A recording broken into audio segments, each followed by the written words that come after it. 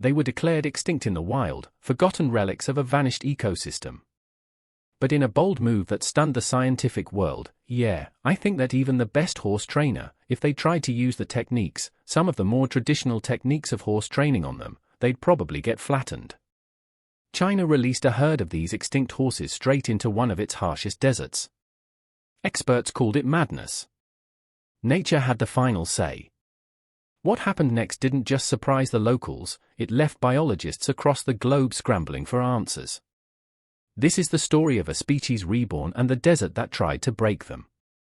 Forgotten hoof. Forgotten hoof beaters. In 1969, a Mongolian border patrol scanned the horizon and spotted a lone stallion. Dust curled around its hooves before it vanished into the silence of the steppe. No one knew it then, but that fleeting glimpse would become the last confirmed sighting of a wild Przewalski's horse. For decades, the species once woven into the lore of Central Asia simply disappeared, vanished not with a bang, but with a whisper. It wasn't always that way. These rugged animals, known as taki or spirit horses, had roamed the steppes for thousands of years. They were never fully domesticated, never fully tame. But the 19th century changed everything. In 1879, Russian explorer Nikolai Przewalski delivered a skull and hide to the St. Petersburg Academy, turning the ghosts of the plains into scientific specimens. Curiosity soon turned to captivity. By the 1920s, European menageries displayed them like novelties, exotic relics from a dying wilderness. But political upheaval, expanding human settlements, and widespread water drilling across Mongolia and China decimated their habitat. Hunting pushed them further toward extinction. And when the wild population was finally wiped off the map, only a few scattered survivors remained, all behind bars. Here's where things could have ended. Only 12 genetically distinct horses had made it through, 5 stallions and 7 mares. That's it. Barely enough to form a viable gene pool. Some experts suggested freezing their DNA and waiting for cloning technology to catch up. Instead, something remarkable happened. Zoos around the world did something rare in conservation, they worked together. In 1959, the International Studbook was formed. It wasn't just paperwork, it became a lifeline. No single zoo was allowed to hoard bloodlines. Breeding pairs were carefully planned. Horses were flown across continents for matchups. Slowly, the captive population grew. By 1980, there were more than 1,000 Przewalski horses living in zoos and reserves, still captive, but no longer on the brink. That's when China entered the scene with a bold idea. In 1985, the Ministry of Forestry decided it was time to bring the taki home. They chose a patch of desert in Jimsao County, Xinjiang, for square kilometers of scrub and wind. It wasn't lush, but it was wild. And wild was exactly what these horses needed. Over the next 20 years, 24 Przewalski's horses arrived from zoos in the UK, Germany, and the US. They didn't fly first class, they flew in Ilyushin 76 cargo jets, each horse tucked into padded box stalls. During layovers in Novosibirsk, misting units cooled them down with fine sprays of water. Once in Jimsar, the real test began. Quarantine lasted 30 days. Vets screened for every known equine illness. No hand feeding, keepers scattered native grasses like feathergrass and sacks across the enclosures to train their palates for the desert. They even sprinkled wolf scat around the fence lines, a trick to awaken ancient instincts without the risk of real predators. Behind the scenes, geneticists were watching closely. Thanks to meticulous pairing and new DNA techniques, the herd at Jimsao managed to retain over 95% of known wild genetic diversity, a staggering feat considering their narrow genetic origins. But numbers weren't enough to truly reclaim their wildness. The horses needed more than safety, they needed freedom. And in 2001, Chinese scientists took a leap no one expected. And what happened next shocked even the most seasoned biologists. Building a breathing gene. Building a breathing gene bank. Keeping a horse alive? That's simple, toss in hay, water, and a decent fence. But keeping the genetic future of an entire species alive, that's a whole different challenge. Especially when every single Przewalski's horse alive today traces back to just 12 ancestors. That's a genetic tightrope walk, and one wrong step could bring it all crashing down. So China didn't just build a breeding center in Jimsar. They built a living, breathing gene bank, one powered not by wires and algorithms but by hooves, instincts, and very clever design. The blueprint is genius in its simplicity, for satellite pastures ring the main facility like a compass rose. In each pasture, one stallion rules a harem of 6 to 8 unrelated mares. But here's the twist, no group stays put for more than a year. Every spring, the entire arrangement shuffles. Adults are sedated, lifted onto flatbeds, and rotated clockwise to the next enclosure. This keeps bloodlines fresh and mimics what would happen in the wild, where young fillies naturally drift away to prevent inbreeding. But it doesn't stop at moving trucks. Behind the scenes, powerful genetic software tracks everything. When a foal is born, a sample from its umbilical cord gets logged into a national DNA database. The system maps genetic markers back to the 1959 International Stud Book and uses cloud-based tools to scan for risk. Potential matches flagged in red mean trouble, too much genetic overlap. Green means go. The result? A digital dashboard that breeders jokingly call horse Tinder. It even includes glam shots of stallions with windswept manes and scores showing each horse's genetic diversity. The numbers might be amusing, but the mission is serious. Since this tech rolled out in 2015, the inbreeding coefficient across the herd has dropped from 0.125 to under 0.08. That's a 40% reduction in just a few years, a huge win in the world of conservation. Now consider the behavioral side. These horses were born in captivity, safe, protected. But the wild doesn't care about pedigree. So keepers train foals to fear like their ancestors once did. They wear nondescript coveralls, avoid eye contact, and move silently. Twice a month, leashed and muzzled wolves pace the fence line while trainers observe. The horses react with pounding hearts at first. Then, with every drill, they recover faster. They're learning fast. Of course, all this takes money. Moving a single horse from Europe to Xinjiang costs close to 800,000 yuan, which is more than $100,000. To help raise funds, the project airs short videos, galloping foals, rippling dunes, and soft music. Corporate donors chip in. One dairy giant even puts Przewalski's horse heads on yogurt lids and covers the genome sequencing bills in return. In 2020, 3 stallions arrived from Berlin. As the final insurance documents were signed, project leader Gowing whispered just 2 words, "It's done." They had the numbers, the diversity, the behavioral prep. And within days, 30 juveniles were on their way to the open desert. The gene bank now had lungs, legs, and instincts. Choosing the harsh classroom. Choosing the harsh classroom. If you were releasing a species from extinction, would you pick a place where summer hits 42 degrees Celsius, winter drops below -30 degrees, and rainfall barely covers a coffee cup? China did. Scientists chose Calumet, a brutal stretch of the Zungarian Gobi, not in spite of its extremes, but because of them. It's dry. It's hot. It's freezing. It barely grows 30 types of grazable plants. And that's exactly why it was chosen. To survive here, a horse can't rely on human help. It has to relearn what it means to be wild. This wasn't a zoo with fences, it was a survival gauntlet. The terrain's toughest teacher is water. In good years, melting snow leaves small puddles scattered across the reserve. But when drought hits, and it often does, those puddles vanish, collapsing into shallow seeps barely bigger than a volleyball court. A 2022 camera trap survey found just 42 reliable watering holes spread across 50,000 square kilometers. That's less than 1 per 100 square kilometers, far below what most hoofed mammals need. So how did the horses cope? They weren't alone out there.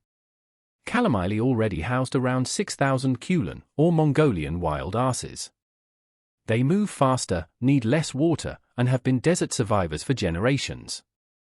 Scientists worried about violent clashes over limited drinking spots. But something surprising happened. Infrared footage showed the horses waiting. They let Cullen drink first. This unspoken etiquette wasn't taught in a lab. It emerged on the fly. By yielding space at water points, the horses avoided injuries and found a way to share. For animals that hadn't seen open plains in generations, this was a breakthrough. Then came the wolves. A 2021 drone survey identified 14 grey wolves patrolling the reserve. These weren't zoo predators. These were real, coordinated hunters, and they didn't go after the mares. They targeted bachelor stallions, the loners without herds. Rangers recorded 3 wolf kills in the first winter alone. At first glance, that's brutal. But ecologists saw something deeper: balance. These weren't isolated attacks, they followed the exact same predation pattern seen in Mongolia's fully wild populations. Even the vegetation offered lessons. Botanists tracked grass plots, and the data flipped assumptions. Areas grazed lightly by horses actually got healthier.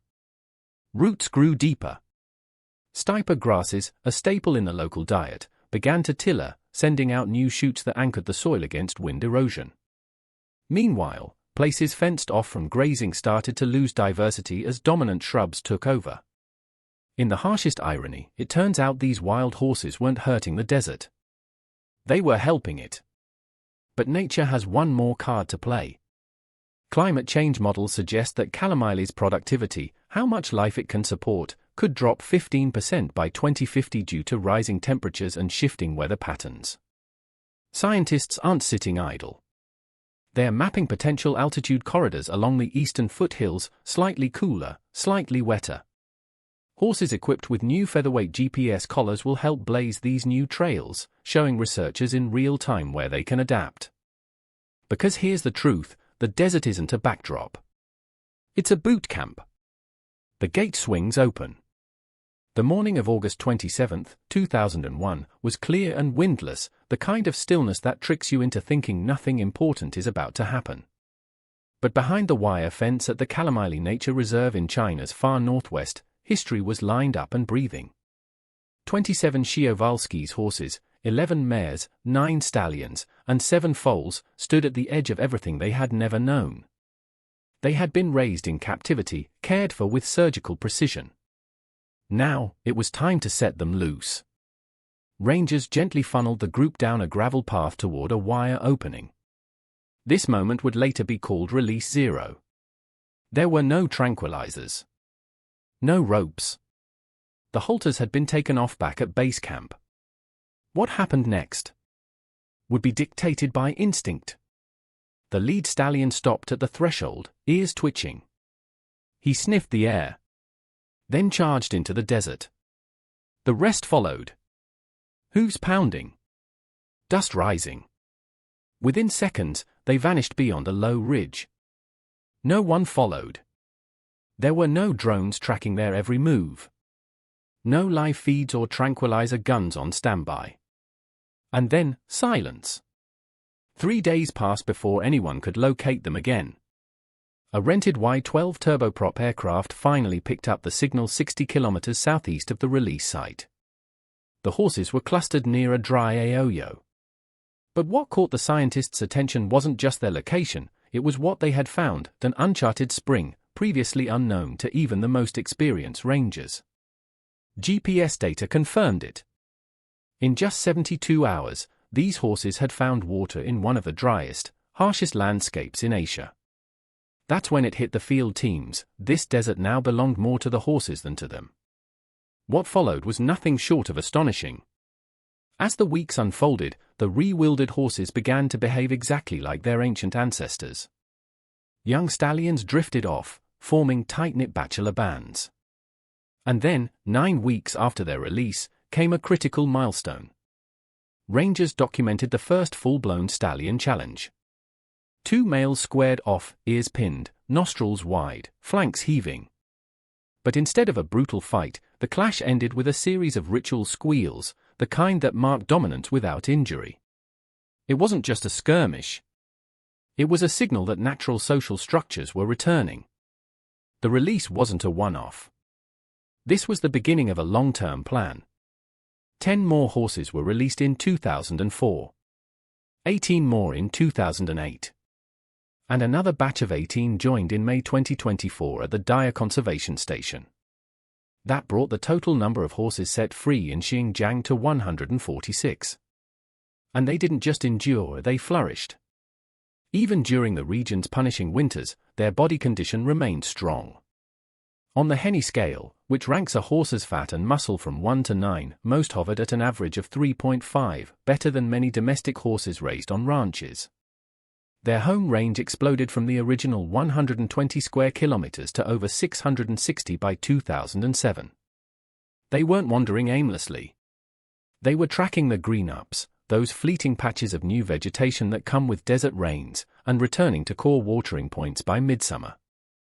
Still, no success story comes without setbacks. 2 mares died after ingesting plastic feed bags blown in from a nearby camel encampment. It was a painful reminder that even the best intentions can't shield wildlife from modern waste. The reserve acted fast, banning all disposable sacks within its boundaries. But tragedy wasn't always preventable. One stallion fractured a leg in a gopher hole. Rangers faced a brutal choice: rescue the animal and break the integrity of the project, or let nature run its course. They chose the latter. In true wilderness, there are no emergency vets. The stallion limped on for months before disappearing from the satellite's view. His fate was never confirmed. And yet, this wasn't failure. It was reality. Rewilding means real risk. As word spread, so did curiosity. The reserve introduced a visitor quota, allowing just 400 people per year. Tickets vanished within days. Tourists were driven out in electric buses to a single elevated viewing blind. From there, they scanned the horizon through field scopes. A single foal sighting was enough to hush a group. Even at a distance of 300 m, the clumsy leaps of a newborn colt were enough to bring out tears and awe in equal measure. The media predictably ran with the headline that they released a herd of extinct horses into China's desert. But behind the dramatic framing was a foundation of careful planning, ecological modeling, and decades of genetic research. Full recruitment held at 15%. Harem structures grew more stable year after year. Genetic diversity was preserved thanks to strategic introductions from the Jimzar Breeding Center. Behind the scenes, something remarkable was taking shape. Not a zoo in the wild, but a functioning ecosystem. And at the center of it all stood a species once considered lost forever, now writing its next chapter in hoofprints across the sand. Genetic revelations.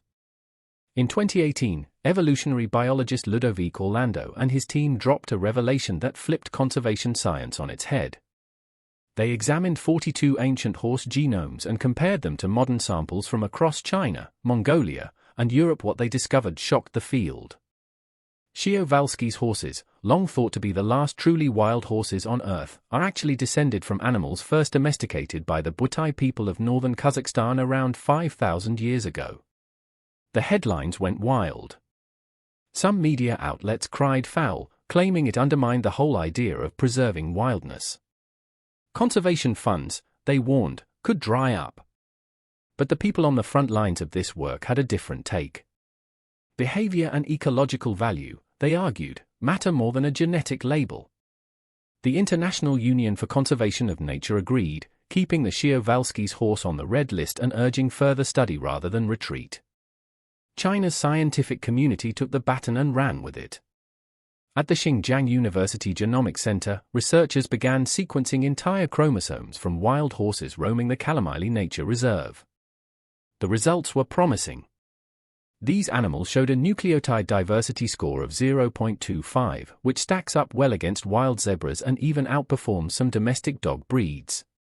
Even better, the mitochondrial DNA revealed 6 maternal lines. That meant the early breeding programs had avoided a major pitfall, reliance on just 1 or 2 founding mares. Then came a closer look at the immune system. Horses living in desert environments face constant threats from ticks and sandflies. Their defense hinges on a robust set of genes known as the major histocompatible complex, or MHC. Domestic horses usually carry 8 or fewer MHC alleles. But the Kalamili herd? 12. That diversity gives them a better shot at fighting off diseases like pyroplasmosis, a blood parasite that's devastating to less adapted animals. But genetics isn't just about disease resistance. It's also about digestion. In 2022, researchers collected fecal samples from the wild herd and shipped them to Beijing's Institute of Zoology. The team ran full metagenomic analyses and found something fascinating. These horses had unusually high levels of Fibrobacter and Ruminococcus bacteria, known for breaking down tough, dry grasses. These microbes barely register in domestic Mongolian horses, but they flourish in Przewalski's guts. That might be a key reason these animals are thriving in such harsh terrain. Now, Chinese vets track these microbes the way dairy farmers monitor rumen health in cattle. If the balance tips, they know something's wrong before symptoms show. But so far, the experiment is working. What's happening in China's desert shocked biologists all across the globe. But this massive task isn't done yet. Something else is coming, a project so big and ambitious the whole world is cheering for it. Spreading hooves across China. Once Kalamili's herd found its footing, a bigger idea began to take shape: could wild horses return to more of China's forgotten frontiers? In 2021, conservation planners rolled out an ambitious vision called Project 3 Stars. The goal was bold: create 3 self-sustaining populations of Przewalski's horses, each with at least 150 breeding adults, scattered across the country by 2035. The strategy echoed a smart investment plan: never put all your hope in one basket. If fire, disease, or drought strikes one herd, the others still survive. The first expansion site was Docking Mountain National Nature Reserve in Inner Mongolia, 700 kilometers east of Kalamili. It began with 13 pioneers, 4 stallions, 7 mares, and 2 foals. Their journey wasn't taken lightly. Military logistics teams transformed flatbed rail cars into traveling stables, complete with mist fans, padded walls, and onboard video. A veterinarian monitored each heartbeat on a tablet. One stallion's pulse jumped during a bridge crossing, but every horse stepped off calm and steady. Managers waited just 30 days before releasing the group. That gave time to map local water seeps and prep the range. The release drew a mix of park officials and Kazakh herders, soon to become patrol rangers. As the foals trotted into the grasslands, wind turbines spun quietly in the background. Wild heritage and modern technology met in one surreal frame. But Daying isn't just a copy of Kalamili. It sits higher, gets more summer rain, and grows taller grasses. GPS collars showed the horses needed to roam less thanks to better forage density. Winter, however, posed new risks. To get ahead of deep snow, engineers installed 3 simple snow shelter belts using latticewood fencing. These barriers slow drifting flakes and create low-wind hollows where horses can dig through to feed. It's a man-made fix based on how animals normally use rocky outcrops, only none exist here. Next came Gansu's Hershey Corridor, a place steeped in Silk Road history. In 2023, 8 horses made the trip south to this gravel plain filled with sodium-rich Saxel shrubs. Biologists believe the minerals can help lactating mares stay healthy. Human traffic nearby raised concerns, especially with a new expressway close to the boundary, but acoustic sensors showed the highway trimmed stallion vocal range by only 10%, still within safe limits. These transfers are teaching more than just logistics. In Gansu, stallions raised on open plains hesitated in dense shrub patches. Mares led instead, and ecologists noted a more diverse diet in their tracks. That twist could influence future translocations. Sometimes, the right trailblazer isn't the strongest, but the smartest. And China is not alone. Mongolia resumed its own reintroductions in the Great Gobi Bee Reserve. Kazakhstan, in a powerful gesture of ecological reconciliation, welcomed its first returning horses in 2024 aboard a Czech military cargo plane. Through formal agreements, China trades surplus foals for data on predators and choline migrations, building a regional network of conservation through collaboration.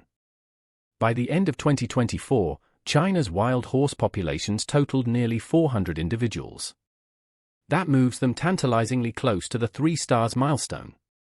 Officials are already eyeing a new site near Qinghai Lake. While confirmation is pending, the momentum is undeniable. What once seemed like a fragile experiment is now a blueprint for success. Don't forget to like and subscribe for more fascinating content. Thank you for watching.